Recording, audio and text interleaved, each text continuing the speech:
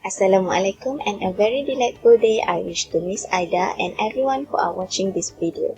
My name is Nur Hidayah and I am accompanied with Dia Nurmanisa, Siti Sarah and Nur Hizami for today's discussion on a case study entitled Buying Green Consumer Behavior. Without further ado, allow me to explain on the summary of this case study. Buying green products, or some of us call as green purchasing, is a symbol of caring behavior on the environment. Hence, we can make hypothesis that people who often make green purchasing supposed to have good behavior and more ethical. However, studies conducted by Mazar and Jong had shown otherwise. They found that green purchasing produced more licensing effects. Moral licensing effects literally means that if we are doing something good or ethical, it also gives us the permission to do something bad or unethical in the society perception. This effect is most likely to be caused from the feeling of self-content as well as moral glow of the consumers themselves. Question 1. Beyond green consumption, what other types of products might bring about similar kinds of moral licensing effects? Based on my finding, the type of products besides green consumptions is the food products. Food product either can be the one that are part of licensing effect, or it can be the part of the things that allow licensing effect to be happen. We examine this statement through this research-based situation that provided by Chang and Chu 2014 in the article of Justified Indulgence, Self-Licensing Effects on Caloric Consumptions. The situation is the participants in this research prefer large quantities of sugar in their drinks after receiving purported weight loss. Do you know what is purported weight loss? Purported weight loss is the fake weight loss that are given to them. It's a part of manipulations of the licensing research. Why this is happening of the choice of sugar? Remember, the concept of moral licensing is not always about being unethical. For these situations, is where the consumers believe they can balance out their less favorable actions because of the good they have done in the past. In this situation, the less favorable action is the usage of the sugar quantity itself. The consumer believed that weight loss supplements was doing good to their body, thus a little bit eating enjoyment would not hurt. But however, the effect of licensing in these situations could be disappear if the participant know the truth behind the proposed weight loss supplement that are given to them. This supplement has the placebo ingredient in it. In this research done by Chang and Choi, participants who know about the identified placebo in the purported weight loss choose not to take the sugar in the large quantities. For the information, placebo is the medical term for the anything that seems to be a real medical treatment, but it isn't. It could be a pill, a shot, or some other types of fake treatments to manipulate the buyers. In this situation, the placebo has no active ingredient to cause an effect such as losing weight. The participant has been manipulated to see what a licensing effects to do them. So this indicates that any overclaim or purported of fake food product could lead the licensing effects same as the green consumption. Can you think of instances in your own life when your purchase choices have licensed you to make decisions that were less ethically ideal? Explain. For this question, I think the most appropriate things to be explained is when I've been advocate to buy and use a metal straw instead of using the plastic straw. By using the metal straw, I feel like that I will feel guilt-free because I'm saving the turtle, the oceans, the environment by not using the plastic straws. Besides that, being advocate to be an eco-friendly person, such a good deed to the earth, because I feel that I have done my part to preserving the earth ethically. However, the good that I have done has made me feel that I deserve a little bit of relaxation for being ethical. What I have noticed since I have using the metal straw, I always finding that myself I'm buying the indulgent products. For its information, indulgent product is a product that we may feel guilty about buying it, but because of the licensing effect, it could reduce the less of feel guilty to buy it. This is because we top up with the good action the good action we've done before. For me, I'm using the metal straw. For example, indulgence that I have purchased is buying clothes from the H&M store or even the fast fashion store that we know is not ethical store production because it using child labor, it using unsustainable product. But as such, for eco-friendly person, it's not ethical to buy to that store. But I'm still buying it because for the one shirt, to buy one shirt is not, I feel like it's not really impacted to them. I not really contribute to them. So that's the moral licensing effect due to me, which is when I use a metal straw, I feel that I'm so good in it. So why not I'm being unethical for a little bit? That I can explain when I the decision that I buy the metal straw that caused me being unethical. Question 2. Do you think these moral licensing effects are common across all kinds of green consumers? Or are there other factors that might either exacerbate or weaken the effects? Why or why not? For me, no. And why not?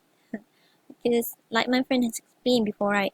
Moral licensing is when we give permission to ourselves to do bad deed because we already done a good deed before.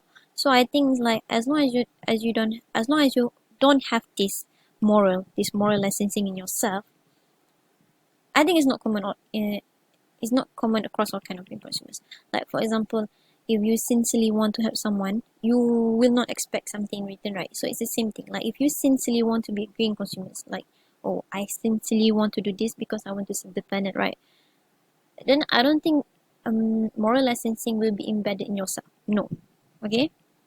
And then I think another thing is don't be too cocky. That's like the biggest trick here. Like don't be too cocky. Like if you did something good, okay, then it's done. Don't self-admire yourself too much. Don't be too arrogant. Don't be like, oh, I'm a green consumer. I'm better than anyone because I care about the planet. No. Because if you care about the planet, then you won't do something bad later on, right? So yeah, it's something like that. And then the second one is like the environment and where we live in. Okay, because I used to live in France, and because my family in 2008, because we start living there, so we start to like separate our trash. And then whenever we go to supermarket, we don't get plastic, so we have to bring our own like rolling bag. If you guys have seen that, so yes. And then because the community around us did the same thing, so it becomes a responsibility that we need to carry on. Yes. So because it became a responsibility, then I didn't feel the need to, oh, I want to do something bad later on. No, I don't feel that. Okay. And the last one is we have to go back to our own values and faith. Like as a Muslim, we were taught not to be too arrogant. We were taught to be always to be humble, humility, right? So when you did something good, you cannot show off. Like when you did charity, when you donate money, you cannot say, oh, I donate money to the poor. No, you cannot say that, right? So yes, if you have this belief in yourself, like to always stay humble, then I don't think moral licensing uh, is gonna be embedded in yourself. Question 3.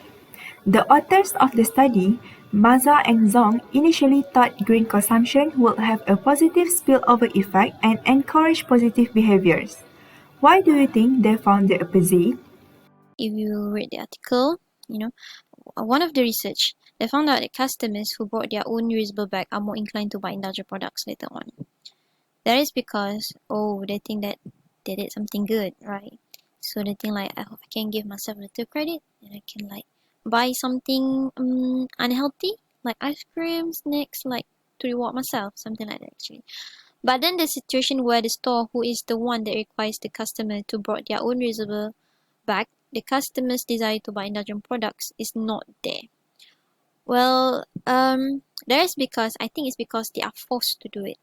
Like it's not from their own initiative. It's the store who initiate that. So because it's the store who initiate that, they didn't feel like they did something good because they are forced to do something good. So because of that, moral licensing is not there. And then I think we need to look like I said earlier, like if you sincerely did something, like if you sincerely want to save the planet, like you truly want to be a good green consumers, then moral licensing will not be embedded in yourself. But then because you brought reusable bag, not because you want to be a good green not because you want to be a good green consumer or because you want to serve the planet. It's because you want to show off to other people that you are good, right? So that's why moral licensing is there, right? And that's why Mazar and Zong, they also found out that they also stated that green people who are green consumers are less likely to share their money and more likely to cheat, actually to cheat tasks in order to earn more money. And it's because each of us, we keep this mental scoreboard in ourselves to compare ourselves as a good people to our actual behavior. So it's like you have this good point and this bad point.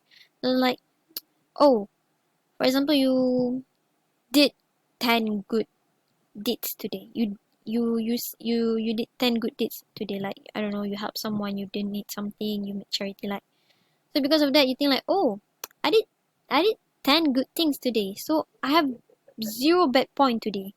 So I think like, oh, I can do something bad as long as my bad points doesn't outnumber my good points. I think that's why. That's why what is supposed to bring good effect can turns out to be bad actually. And I think that's why Mazar and Zong found the opposite of what they expected. Question 4. What steps do you think can be taken to help minimize or mitigate these types of moral licensing effects among green consumers? Explain. There are a few steps that can be taken to minimize the moral licensing effect. We have divided them into 3 categories. Firstly, prior to green purchasing, we need to build a proper organizational environment.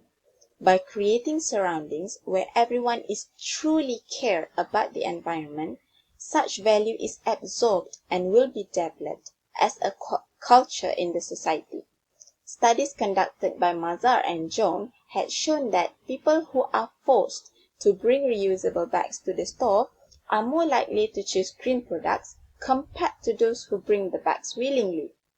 So, from here we can assume that creating a community with embedded green culture will minimize the moral licensing effects among consumers.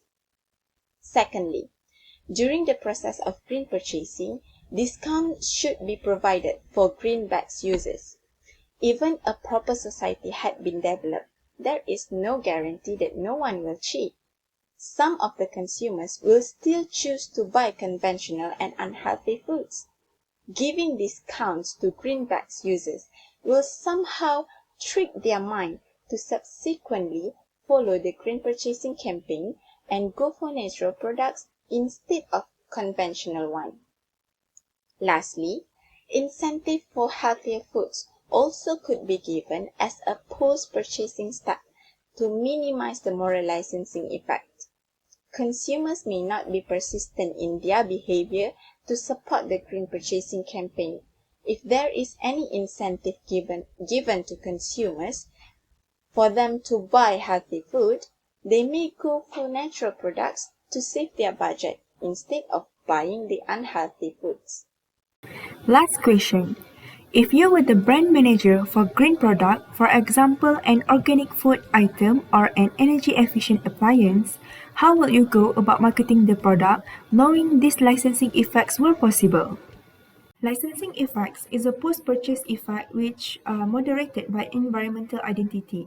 Clayton 2003 believed environmental identity is a motivating force for individuals to act in ways that protect the environment, and in turn, their identities will guide social, political, and personal behavior. As a brand manager, promoting the product is part of our job, and we are also responsible to consider the licensing effect. According to Ritov 2010, enhancing environmental identity may minimizing licensing effects among green consumers. Thus, we as the brand manager aim to promote our product while enhancing environmental identity. One of the suggestions is by doing joint ventures with other green company. Such collaboration is actually to provide suppliers and customers with information necessary for eco-friendly management, to develop a mutual understanding of environmental management through awareness campaign, for example. So we hope that a high degree of collaboration with green supply chain participants can help supplier and customers to develop their capacity to respond to environmental issues by acting as a motivator to make environmental performance more mindful and improve. For instance, our company will collaborate with Malaysian NGO in the Go Green campaign, which aimed at raising public awareness of the environmental degradation and to teach people about the green behavior. Next, we plan to give rewards to customers as a token of appreciation of their effort to support green products. Seems that one of the ways to shape environmental identity is by valuing the emotion. The purpose of the rewards is actually to ensure the customers feel valued and motivated to continue their good trade. So we are planning to give discount to people who are using green friendly bag, which will in return give them a greater desire to go for the healthier foods that we sell. We think that since there is an emotion that exists to an unhealthy food when using the green friendly bag, which is the licensing effect itself, then there should be an incentive to use to buy a healthier food. Lastly, we are planning to express how moral they are to the public by using social media platforms or commercial. As been mentioned earlier, emotion plays important role in shaping environmental identity. In short, we want to make customers feel good about themselves and they're aware about good things that they have done. For example, we will use any commercial to show people who have their own green bag, who bring their own green bag as example to the public. So, as a effect, they are not only using the green bag for to get discount when buying our product. They also will bring the bag everywhere they go because they acknowledge that they are the role models to the public. So, we hope that our suggestions can promote the product successfully while enhancing environmental identity. In conclusion, moral licensing is a thing that quite common in our environment. If you know nothing about the effects, you will see yourself being fooled again and again. But once you learn how it's works, you can control the effects in the most cases. But the thing that I want to emphasize is the knowledge is the key in minimizing the effects. But I think that many people do not admit such behavior because things are easy to be spot in others, but to see in yourself it's quite difficult to identify it. Moral licensing is not nothing than other than psychological manipulations that you're doing to yourself and you believing it. Thus, if you remain conscious enough to see what effect does to you, you will win the battle against the effect of licensing. Thank you.